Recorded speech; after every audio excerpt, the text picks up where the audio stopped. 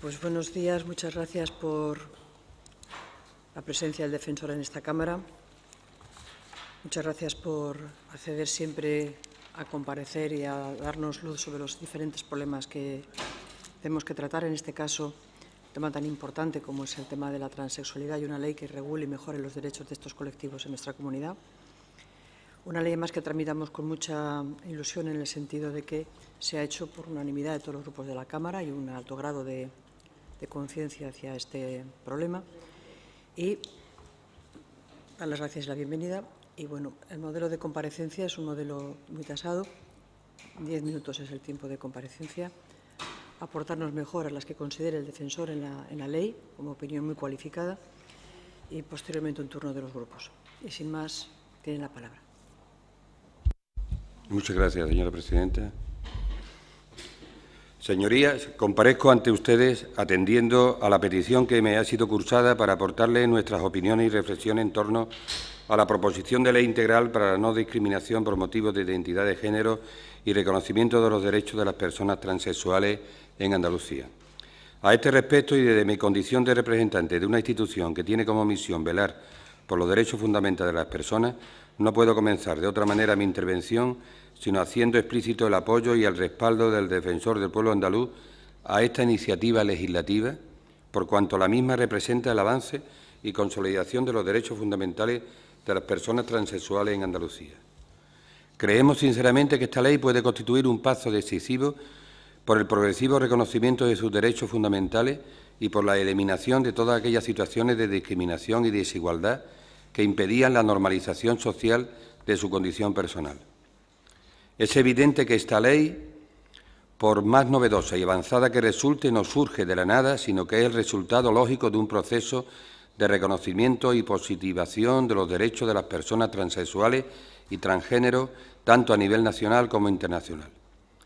No voy a hacer aquí un recorrido detenido por los diferentes hitos normativos que han ido marcando la evolución jurídica de la situación de las personas transexuales.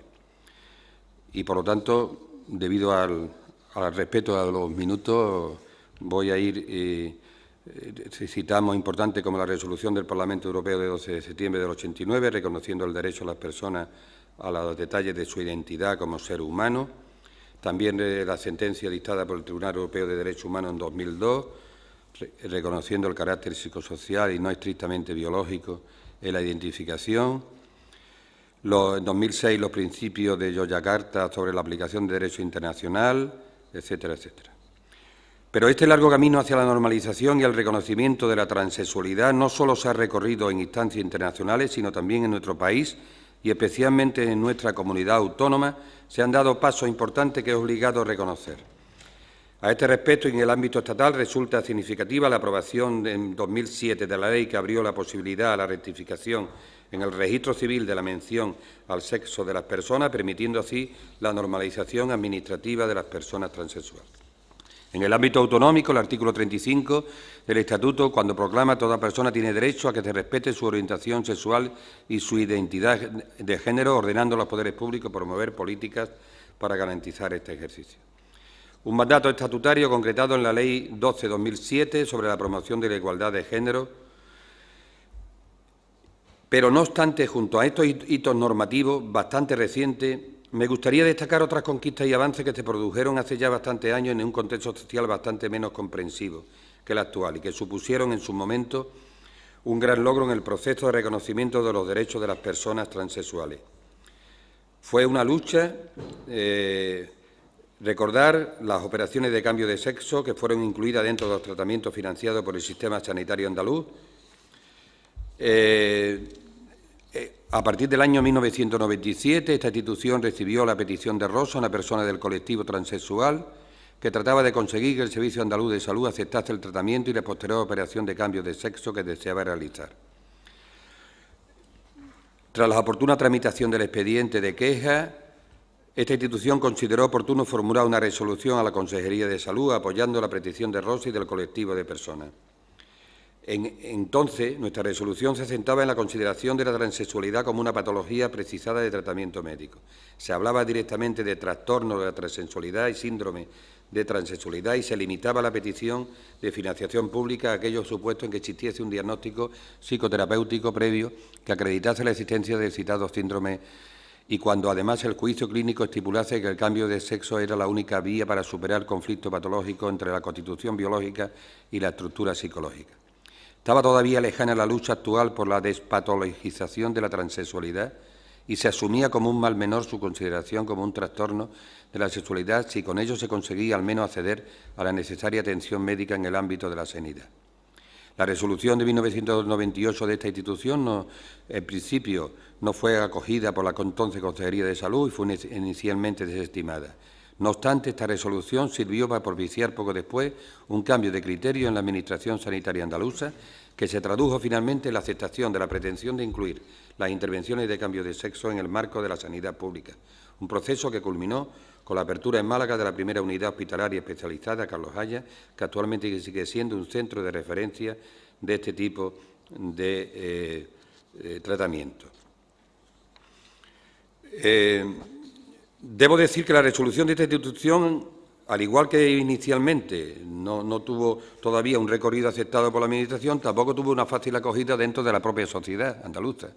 De hecho, fueron bastantes las voces que de forma destemplada se alzaron entonces para criticar la iniciativa emprendida, lamentando que el defensor estuviese más preocupado de las operaciones de cambio de sexo de los transexuales que de los problemas reales de los andaluces. Una crítica que aún hoy seguimos escuchando, quizás más ocasionalmente, y que nos ayuda a recordar que aún queda mucho por hacer en el campo de la integración y de la no discriminación, especialmente en el ámbito de la concienciación social. Lo cierto es que de entonces han transcurrido ya muchos años y ha cambiado para mejor desde entonces. La proposición de ley que motiva esta comparecencia creemos que representa un paso fundamental en ese camino, al incluir en su articulado no solo el reconocimiento del derecho a la libre autodeterminación de la identidad de género, sino también una serie de concretos derechos que hacen posible que tal expresión de voluntad se convierta en una realidad a efectos administrativos, jurídicos, económicos. Nos parece acertada la consideración de la identidad de género como el resultado de una vivencia íntima y personal cuya determinación solo puede quedar sujeta al ejercicio del derecho al libre albedrío personal sin otro condicionante ni limitaciones. Una manifestación de voluntad que no solo no puede ser causa justificativa para ningún tipo de discriminación, sino que debe además propiciar la adopción de una serie de medidas dirigidas a solventar las situaciones de desfavorecimiento o discriminación que todavía sigue comportando en nuestros días la pertenencia al colectivo de personas transexuales o transgénero.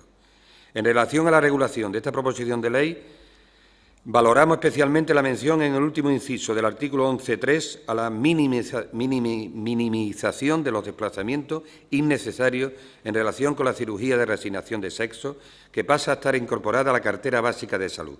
Creemos que esta decisión pone fin a una situación ciertamente injusta y discriminatoria que ha venido obligando a las personas transexuales que desean realizar esta situación a continuos desplazamientos hasta la unidad hospitalaria especializada de Málaga, incluso para actuaciones médicas de menor trascendencia que pueden y deben ser prestadas en otros recursos del sistema sanitario andaluz. Creemos que con esta norma se da un importante paso en la normalización de la atención sanitaria a las personas transexuales. También constituye un idéntico avance la inclusión de una persona en un tratamiento médico orientado a la reasignación de sexo se haga depender únicamente de la manifestación de voluntad expresada mediante el consentimiento informado, sin condicionarla al previo sometimiento a tratamientos médicos o a la evacuación de informes psicoterapéuticos, que avalen la idoneidad y la firmeza de la voluntad.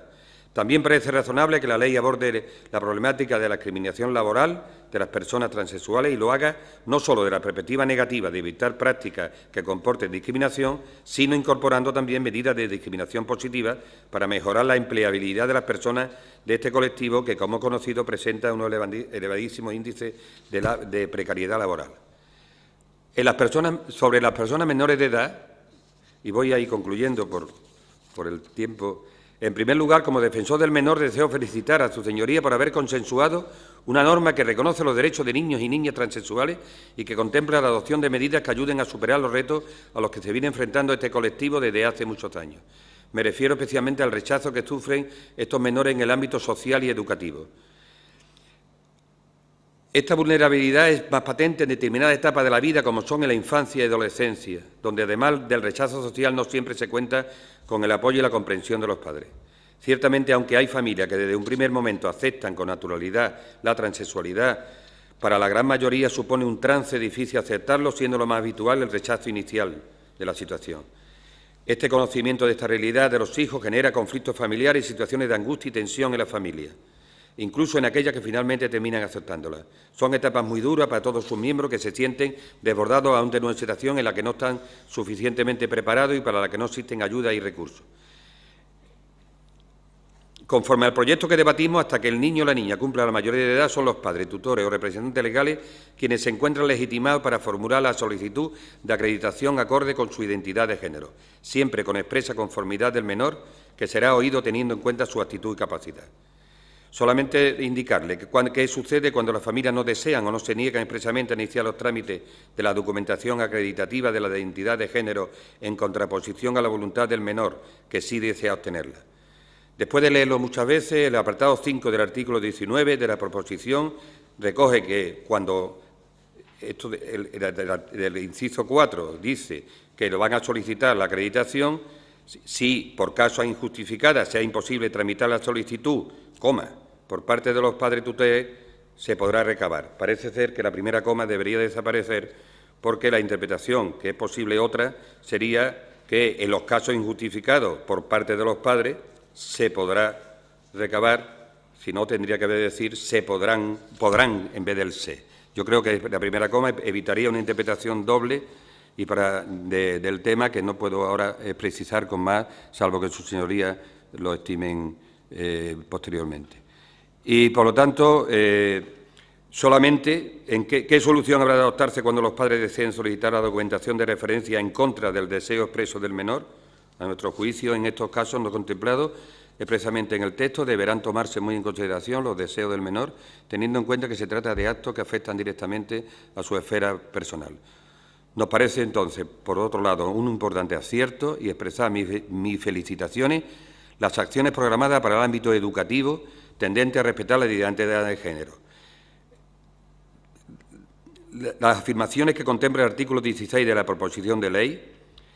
No obstante, consideramos que, habida cuenta de las competencias de la normativa sobre menores, atribuye al ámbito social, en este artículo 16, debería formar parte también de dichos programas de coordinación, acciones de tal modo que la coordinación a la que se alude debe ser fruto de la actuación conjunta del ámbito educativo, sanitario, y ahí se queda, y yo añadiría, y social.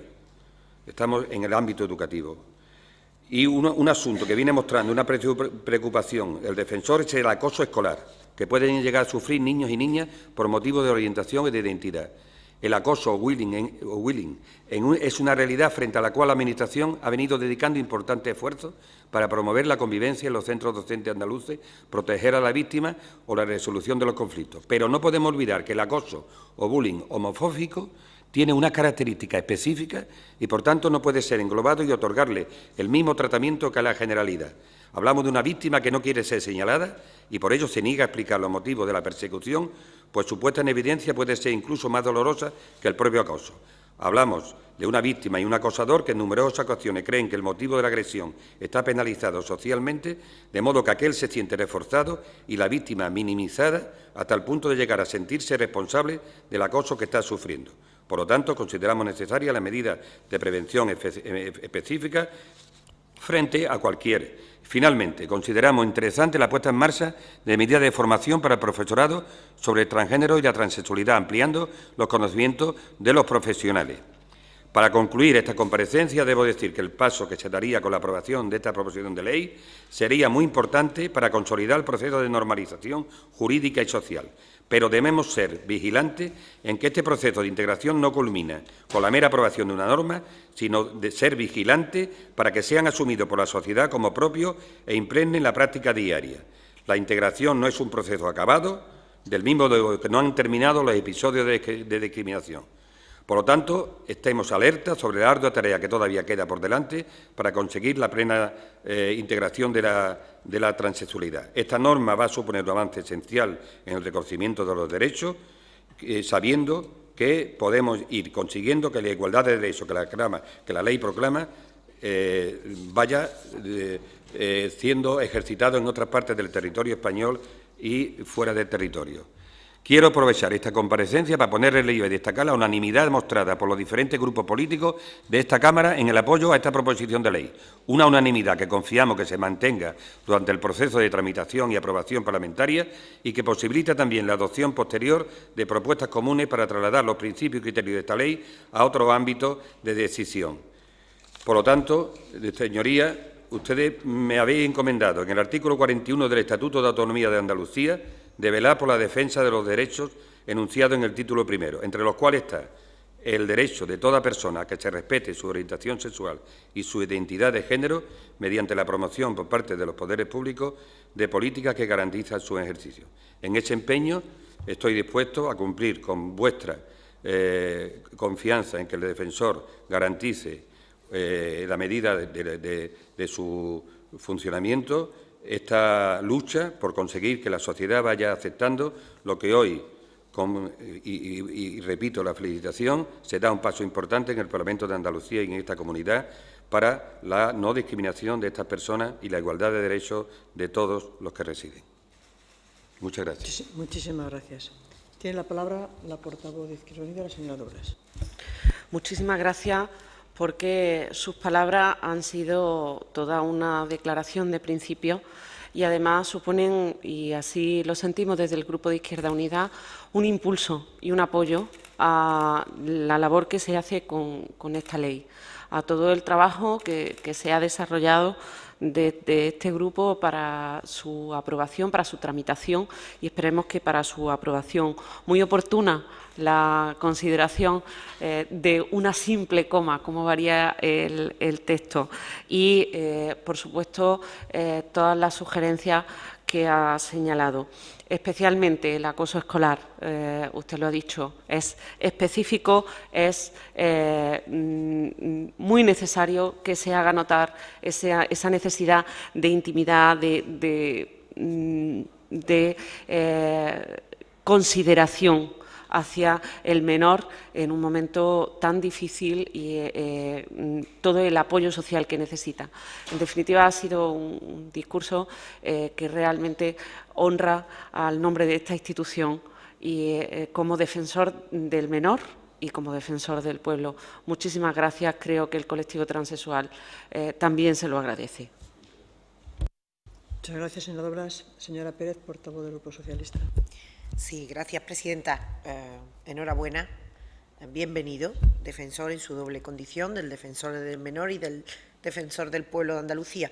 Sabemos que, además, la Defensoría conoce de cerca estos casos porque sabemos que han sido distintos casos, incluso han tenido ustedes oportunidad de reunirse con los colectivos, con los padres, madres, familiares, han conocido de cerca algunos hechos que desgraciadamente se han dado en Andalucía. Por lo tanto, estamos en el momento y con la compañía adecuada para salir con una ley reforzada con la mayor unanimidad, esperemos que la máxima posible, para que este Parlamento siga innovando. Vamos a tomar nota desde el Grupo Socialista de sus aportaciones, por supuesto, de todo lo que tiene que ver con las medidas para refuerzo de los menores y, sobre todo, aunque consta en el texto de la ley, de la propuesta, pero posiblemente sea interesante hacer mayor hincapié en esa defensa del acoso y, por supuesto, en esa cobertura social también y esa coordinación tan necesaria entre el ámbito educativo, sanitario y social. Así que darle las gracias por el trabajo hecho también en su defensoría, en defensa de las personas transexuales, también de los menores y, por supuesto, no dudamos que van a seguir en esa línea de defensa para que nadie se quede atrás en Andalucía. Muchísimas gracias. Muchísimas gracias, señora Oña, portavoz del Grupo Popular. Muchas gracias. Gracias y bienvenido, ¿no? La verdad que es importantísimo conocer la opinión del defensor del pueblo y de sus adjuntos. Y en este sentido le haría dos preguntas, ¿no?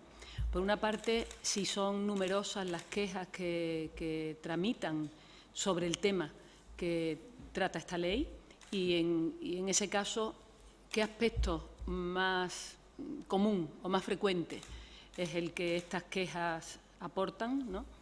O en qué ámbitos se centran sobre todo las quejas, si son más sanitarias, si son más de presión social o de discriminación en el centro educativo o laboral, es decir, cuántas quejas y con qué base común, ¿no? O cuáles son las más frecuentes. Y, por otra parte, si desde su experiencia, que es muy válida y tenemos que aprender, haría alguna aportación concreta a la ley. O sea, si usted tuviera que redactar alguna otra cosa, ¿qué propondría, no? Igual está totalmente conforme con la ley o con la propuesta actual, o igual piensa que se puede ampliar, mejorar, modificar algún aspecto que, por su experiencia, considere fundamental. Muchas gracias, de verdad, y encantada de haberle oído. Muy bien. Evidentemente, aunque me he pasado unos minutos de los 10, quería ser muy riguroso porque la presidenta me lo había pedido. He ido un poco, quizás, poco precipitado, ¿no? Podíamos mandarle la aportación por escrito para que lo tengan. Yo, en ese sentido, creo que, contestando a las preguntas y agradeciendo un poco la reflexión, esta Defensoría sí se ha preocupado. Desde 1997 ha empezado una lucha por ese tema. No tengo el número exacto de quejas anteriores, cuando la lucha aquella que fue un poco para cuando se creó la unidad hospitalaria en Carlos Haya de Málaga, ¿no? Y nosotros ahora mismo, digamos, quizás el trabajo que hemos hecho ha sido fundamentalmente recibir a todos los colectivos con la entrega de firmas y, digamos, por los 3 grupos de difusos, de Marc Ambroyer, etcétera, y que tenemos toda la documentación y todas las firmas de apoyo para, digamos, cuando se empezaba esta proposición de ley a pergeñar, ¿no?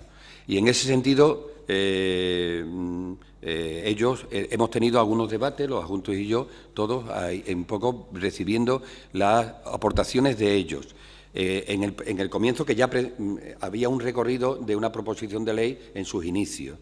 Los temas que ellos apuntaban más es que, con excepción de la cirugía de género, en ese sentido ellos veían que es decir, la incorporación a la cartera básica de salud de los temas propicios para no tener que hacer un desplazamiento a una unidad hospitalaria centralizada en Málaga, que ocasiona muchos trastornos de tipo laboral, gastos económicos, etcétera. Una persona puede tener una serie de problemas, o vello facial o cualquier cosa de esa que no implicaría una cirugía. Y, por lo tanto, en ese sentido, ellos reclamaban mucho ese tema. Después, la lucha esa de hacer conciencia, que el defensor, a través de un comunicado, expresara también el apoyo de que realmente ellos, en fin, que la ley ahora mismo va más avanzada que la propia sociedad. Y entonces ahí había una especie de consideración, la transexualidad se ve ahí confusamente, que si es hombre transexual, ¿qué es? Y si es mujer transexual, ¿qué es o qué era? Y ahí hay una confusión de términos, aunque yo creo que voy notando una menor acritud en ese sentido, y parece ser que en ese sentido hay el tema sanitario y después el tema educativo en sus primeros años. Ahí hay un problema real. Por eso nosotros habíamos que la necesidad de que el acoso, el acosador se ve que la víctima está acomplejada, no quiere decir nada, y entonces, como está penalizado socialmente, entonces le descarga en la víctima, y entonces todavía hay un acoso doblemente proporcionando la salida del colegio. Por eso necesitamos también la formación del profesorado. Yo creo que ahí debía de haber algo un poco para saber tratar un poco los casos que se están dando. Porque son los años, hasta los 16 por lo menos, que ya empieza ya ahí a haber una posición, ahí puede haber un proceso que puede tener patologías de conducta muy graves, que son simplemente que si la familia empieza a aceptar y con los profesores hay una coordinación, yo creo que ahí se puede haber un proceso que evita mayores trastornos de conducta que pueden ser mucho más graves. Lo que yo decía un poco, que lo educativo, en lo sanitario educativo, viene de la consideración social. El aspecto social educa mucho más al niño, al menor, digamos, igualmente que el sanitario y sobre todo el educativo, pero el social no puede desprenderse. Y a mí me parece que en ese sentido el tema de los menores, yo creo que ya hay una aceptación del menor y una protección al Ministerio Fiscal cuando los padres, por un sentido o en otro, por causa injustificada, se deniegan un poco la acreditación Ahí debe primar, porque es una vivencia personal y una opción personal del menor que yo creo que tiene que ser escuchada. Yo diría en este sentido que los aspectos escolares de los menores ahora, yo creo que puede estar ahora y deberíamos con esta ley tener preparados medidas formativas, el tema del acoso como específico y una cierta preparación para que no se den como consecuencia que el niño tiene que abandonar el colegio. El tema de que vayan a los servicios distintos de la condición, como viste, etcétera y tal, son situaciones que se están dando ahora a la Defensoría y están acudiendo ahora en un número de 10, 15, ahora mismo últimamente, en el ámbito educativo. Y todavía como defensor del menor, yo estoy muy atento a ese tema y estamos trabajando directamente. Yo diría ahora mismo que quizá como defensor del menor la lucha porque en la sociedad se deje de considerar y que este caso se vaya normalizando dentro y después de los aspectos laborales de que convendría discriminaciones positivas como grupo vulnerable, porque no van a salir de ahí y si no van a salir ahí y no pueden trabajar, todo eso se complica. Por lo tanto, creo que no le podría precisar con anterioridad a mí el número, pero en cualquier ocasión se lo digo. Pero creo que ha habido últimamente, en la actuación mía, yo creo que en el anterior periodo, en 1997, a partir de ahí, la Defensoría del Pueblo hizo un trabajo muy a favor de ir asimilando, sabiendo que eran unos tiempos, como ya he dicho, y en una consideración de la transexualidad quizás no como hay ahora, ¿no?